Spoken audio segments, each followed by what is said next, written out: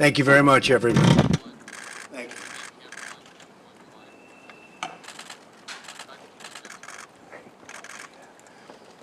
Today I'm very thrilled to welcome President Bolsonaro of Brazil for his first visit to the White House.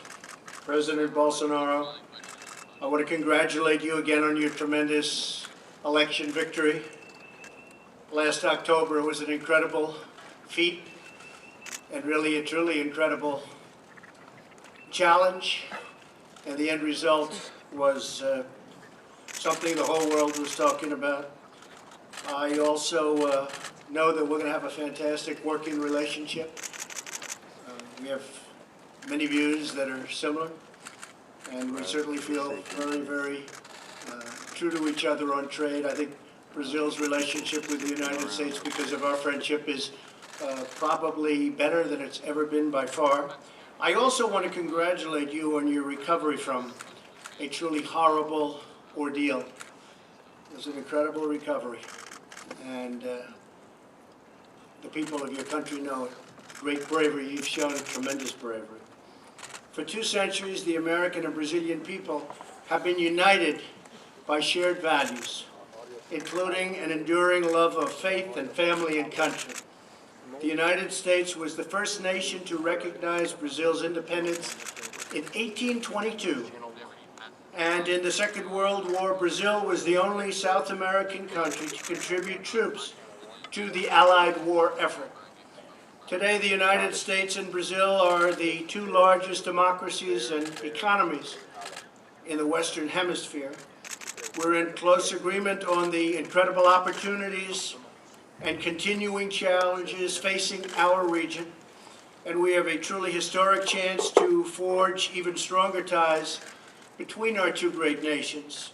This afternoon, the President and I discussed many of our mutual priorities, including Venezuela.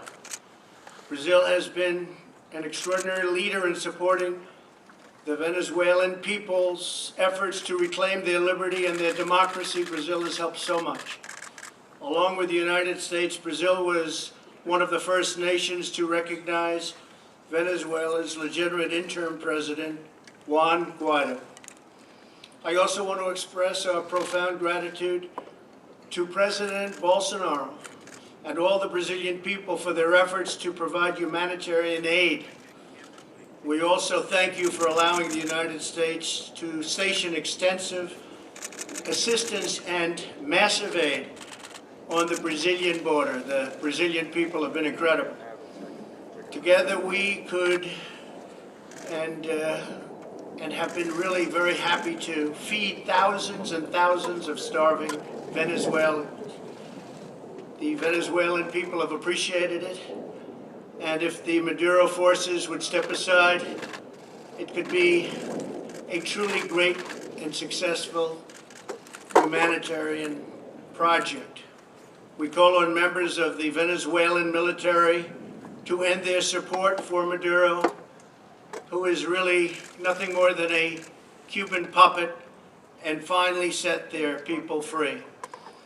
The United States and Brazil are also united in support of the long-suffering people of Cuba and Nicaragua. The twilight hour of socialism has arrived in our hemisphere, and hopefully, by the way, it's also arrived, that twilight hour, in our great country, which is doing better than it's ever done economically. The last thing we want in the United States is socialism.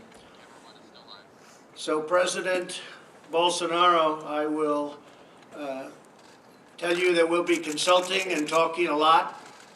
We'll be working on all of our both problems and assets, and we're making tremendous strides. We had a great meeting today. As I told President Bolsonaro, I also intend to designate Brazil as a major non-NATO ally, or even possibly, if you start thinking about it, maybe a NATO ally. Have to talk to a lot of people, but maybe a NATO ally, which will greatly advance security and cooperation between our countries. Our nations are already working together to protect our people from terrorism, transnational crime and drugs and weapon trafficking. Also human trafficking, which has really become something that's come to the forefront of crime. Horrible, horrible situation. We look forward to an even deeper partnership and working together. In our meetings, we also discussed the strong economic ties between our nations grounded in the principles of fairness and reciprocity, my favorite word, reciprocity. President Bolsonaro and I are both committed to reducing trade barriers, facilitating investment and supporting innovation across a range of industries, particularly energy, infrastructure, agriculture, and technology. The President's vision for freeing the private sector and opening the economy is the right way for Brazil to achieve strong economic growth, and our great companies are ready to go when that table is flat and free. To improve our business relationships, we have revived the U.S.-Brazil CEO Forum, and we have started a new U.S.-Brazil Energy Forum. We welcome Brazil's aspirations to join Organization for Economic Cooperation and Development, a laudable goal and one that will make Brazil's status as a developing and developed country. We also hope that all of us will be able to work together, all nations. I'm also pleased to announce that after 20 years of talks, we are finalizing a technology safeguards agreement to allow U.S. companies to conduct space launches from Brazil. It's actually an incredible location when you study it and when you see it. We won't go into it now, but because of the location, tremendous amounts of money would be saved. To put it very simply, the flights are a lot shorter. Brazil's proximity to the equator makes it an ideal launch location. My administration is committed to reviving America's proud legacy in space. We're looking very strongly, as you know, and working together with everybody on Space Force. And we are grateful for Brazil's partnership. Mr. President, thank you again for the honor of your visit today. A strong and thriving friendship between the United States and Brazil is essential to a future of security and prosperity for all of our citizens. It's been a wonderful time getting to know you. You're doing a fantastic job. You brought the country together, and I look forward to working with you in a very close relationship for many years to come. Thank you. Thank you very much, Mr. President. Thank you very much. Okay, good. Thank you. Excelentíssimo senhor Donald Trump, presidente dos Estados Unidos da América, meus ministros, integrantes de delegações dos estados e do Brasil, senhoras e senhores profissionais da imprensa, senhoras e senhores. Muito obrigado, presidente Trump, por sua calorosa hospitalidade. É uma honra estar em Washington, em minha primeira visita bilateral desde que fui eleito presidente do Brasil. Aproveito a oportunidade para convidá-lo. Serás muito bem recebido pelo povo brasileiro. Temos muita coisa em comum.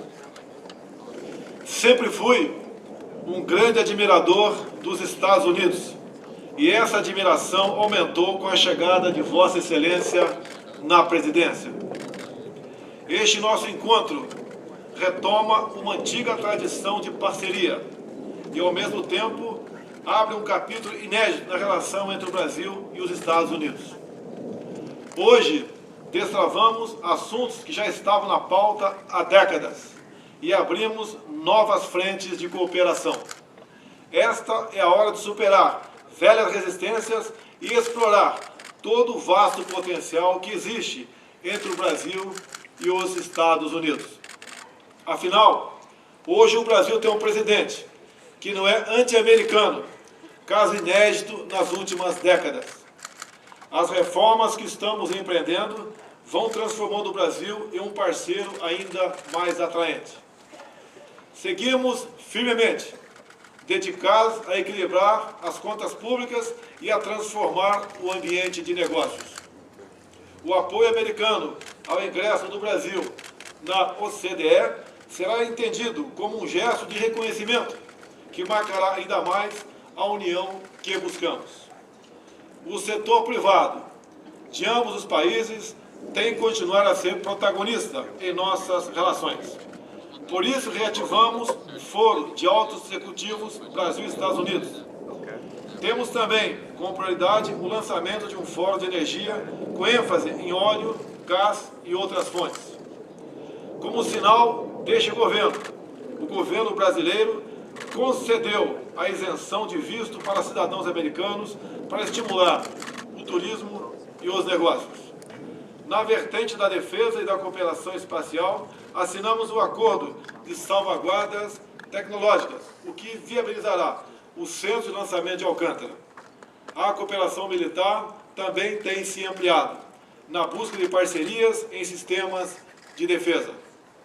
As atividades de ciência, tecnologia e inovação podem ocupar espaço cada vez maior em nosso relacionamento. Daí nossa proposta de um fórum de inovação Brasil-Estados Unidos.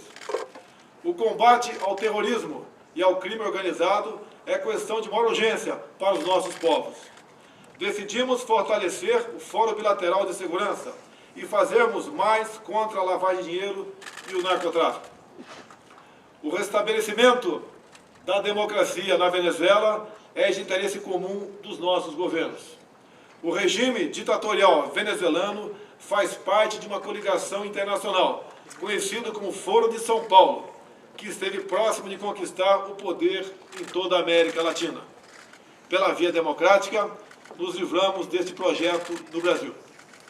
Encerro dizendo que o Brasil e os Estados Unidos também estão emanados na garantia das liberdades, no respeito à família tradicional, no temor a Deus, nosso Criador, contra a ideologia de gênero, o politicamente correto e as fake news. Inspirando-me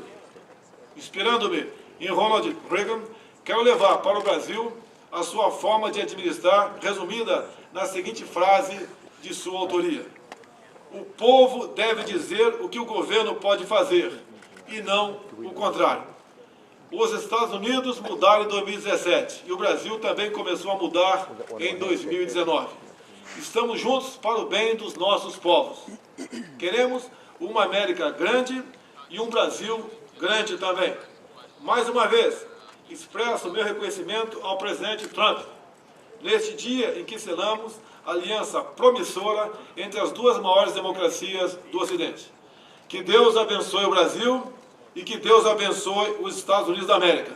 Meu muito obrigado, senhor presidente.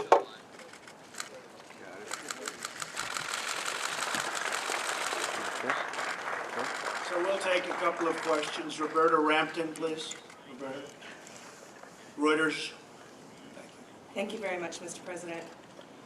On Venezuela, you did the tough sanctions and you sent the aid, but it seems like Maduro is no closer to leaving. And I'm wondering if you're getting worried about losing momentum, and how long are you being... This is an NBC News special report. Here's Chuck Todd. We are about to take you to the Rose Garden, where President Trump and the Brazilian president are holding a joint news conference. The Q&A has just begun. Venezuela is the topic they want to talk about. Other questions may come up. We'll send you there now. As you know, we've done, I would say, right down the middle, but we can go a lot tougher if we need to do that. But it's a very sad thing. We're not looking for anything other than taking care of a lot of people that are starving and dying in the streets.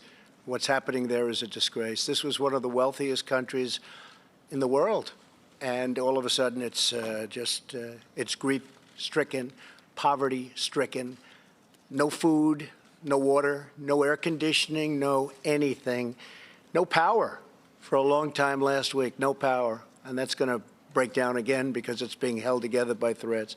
So it's very sad, Roberta, very sad to see. Okay. May I ask President Bolsonaro? President Bolsonaro, are you open to the idea of allowing a U.S. base or U.S. military personnel, a military presence in Brazil to provide support on the border with Venezuela? And is that something that you talked about with President Trump today? Yeah, we have discussed the possibility of Brazil becoming a great allied extra NATO. Recently, we requested that food was sent through Boa Vista, the capital of Roraima state, through our friends from America, so that humanitarian aid was provided to Venezuela. At this point in time, this is where we stand. So for as much as it's possible for us to do together to sort out the issue of the Venezuelan dictatorship, Brazil will be more than willing and ready to fulfill this mission and take freedom and democracy to that country, which up until recently was one of the wealthiest countries in South America. But nowadays, people are starving to death. They are suffering violence, lack of medication. It's something terrible that's going on in there. And we need to put an end to this issue, which is pervasive to the whole wide world. Mr. President, please. Boa tarde, presidente. Simone Iglesias, da Bloomberg. Hello, Simone Iglesias from Bloomberg. I would like to know if the U.S. actually have a military intervention in Venezuela, what's the position of Brazil? Well, there are a few issues that, if you speak, they're no longer strategic. Therefore, these reserved issues, which may be discussed if they have not yet, will not become public, evidently. I remember on a debate here in the United States when a candidate asked another candidate what he would do to fight the Islamic State. He said, if I say, I will no longer be able to beat it. So it's a matter of strategy. For everything that we discuss here will be honored, but unfortunately, certain pieces of information, if are to come to the table, may not be debated publicly. President Trump, regarding the military intervention, do you think about this possibility of fighting Venezuela to remove Maduro from power? So, as I said, all options are open. I think of all possibilities. All options are open. We'll see what happens. And by the way, I see in the audience the son of the president, who has been fantastic. Would you please stand up? The job you've done during a very tough period of time is just fantastic. And I know your father appreciates it, that I can tell you. Okay, thank you very much. Fantastic job. Sagar Enjeti from Daily Caller. Sagar. Thank you. Thank you, Mr. President. Thank you. 2 questions for you, sir, if I may. The first on the 2020 election. There's a growing number of Democratic candidates who have endorsed the idea of adding seats to the Supreme Court. Is that an idea that you would entertain in the remainder of your term or possible next term, or is that not something that you agree with? No, I wouldn't entertain that. The only reason is that they're doing that is they want to try and catch up. So if they can't catch up through the ballot box by winning an election, they want to try doing it in a different way. Now, we would have no interest in that whatsoever. It'll never happen. It won't happen. I guarantee you, it won't happen for 6 years. Another question for you on social media. You tweeted in support of Congressman Nunes's suit against Twitter. There's part of a larger discussion that Senator Josh Hawley's been leading about making social media companies liable for the content that is on their platform, which they're not currently. Is that an idea or a change in law that you would support? Well, we have to do something. I tell you, I have many millions of followers on Twitter, and it's different than it used to be. Things are happening, names are taken off, people aren't getting through. You've heard the same complaints. And it seems to be if they're conservative, if they're Republicans, if they're in a certain group, there's discrimination and big discrimination. I see it absolutely on Twitter and Facebook, which I have also, and others I see, but I really focus more on the one platform. And I have many different platforms. I guess we have 60 million, almost 60 million on Twitter, and if you add them all up, it's way over 100 million people. And I get to see firsthand what's going on, and it's not good. And we use the word collusion very loosely all the time. And I will tell you, there is collusion with respect to that, because something has to be going on. And when you get the back office statements made by executives of the various companies, and you see the level of, in many cases, hatred they have for a certain group of people that happen to be in power, that happen to have won the election, you say that's really unfair. So something's happening with those groups of folks that are running Facebook and Google and Twitter. And I do think we have to get to the bottom of it. It's very fair. It's collusive, and it's very, very fair to say that we have to do something about it. And if we don't, you know, the incredible thing is that we can win an election, and we have such a stacked deck, and that includes networks. Frankly, you look at the networks, you look at the news, you look at the newscasts. I call it fake news. I'm very proud to hear the president use the term fake news. But you look at what's happening with the networks, you look at what's happening with different shows, and it's hard to believe we win. But, you know, I'll tell you what it really shows. The people are smart. The people get it. They'll go through all of that, whatever it is they're fed, and in the end they pull the right lever. It's a very, very dangerous situation. So I agree. I think something has to be looked at very closely. Thank you, sir. President Bolsonaro. And another question on the 2020 election. If a number of the Democrats who are running to replace the president have embraced or have considered socialist ideas, you've spoken critically of that in the past. If a socialist or a candidate who embraced socialism were to replace the president, how would it affect your relations with the United States? Well, it's an internal affair. We will respect whatever the ballots tell us on 2020, but I do believe Donald Trump is going to be reelected fully. Thank you. I agree.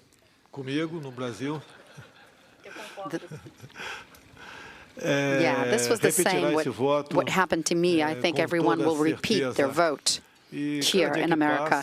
So every day more and more people that are prone to socialism and even communism slowly are going to be opening their minds to the reality.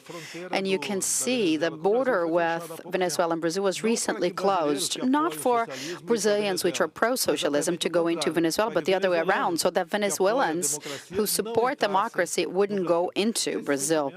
This feeling most certainly is going to be very much seen when 2020 comes. Mr. President, thank you very much. Sorry. Go ahead. You want to go? You Yeah. look like a very nice Yeah. person. Go ahead. Watch. Here, this will be the killer of all time. Watch.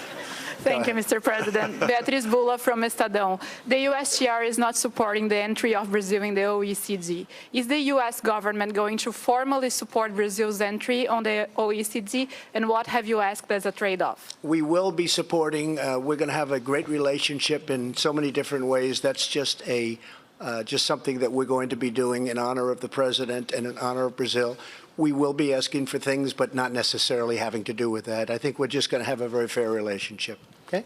Thank you. Thank you. And Presidente Bolsonaro. Presidente Bolsonaro, os Estados Unidos esperam a diminuição da influência da China no Brasil. Ontem, o ministro da Does Economia, the United Paulo States Guedes, falou que expect the influence of China into Brazil? Yesterday, Paulo Guedes mentioned that it's going to incentivize relations with China. How does the U.S. see that? And what you said about President Trump, about the Chinese in Brazil? Well, like I said, Brazil is going to keep on making as much business with as many countries as possible. No longer businesses are going to be found into the ideology as it used to be. We are also following this objective for the good of our peoples. Thank you very much, Mr. President. I appreciate it. Thank you very much, and thank you, everybody. Thank you very much. China's going very well. Well, in an event that you would assume was primarily supposed to be about Venezuela, thanks to the president cherry-picking a few questions, including from the former publication that a Fox News host had started. It became an unusual example of the president talking about his media conspiracy theories, praising the Brazilian president for using the phrase fake news, and also apparently getting the Brazilian president's semi-endorsement. It gets old here for us to say it's an unusual presidential news conference, but yes, once again, we are in a situation where it was an unusual presidential press conference. We are going to go down to the Rose Garden now, where our chief White House correspondent Hallie Jackson is. And Hallie, I know we're normally not supposed to be surprised by the president anymore, but color me surprised at him praising fake news, deciding to talk about media conspiracy theories. I thought this was supposed to be about Venezuela.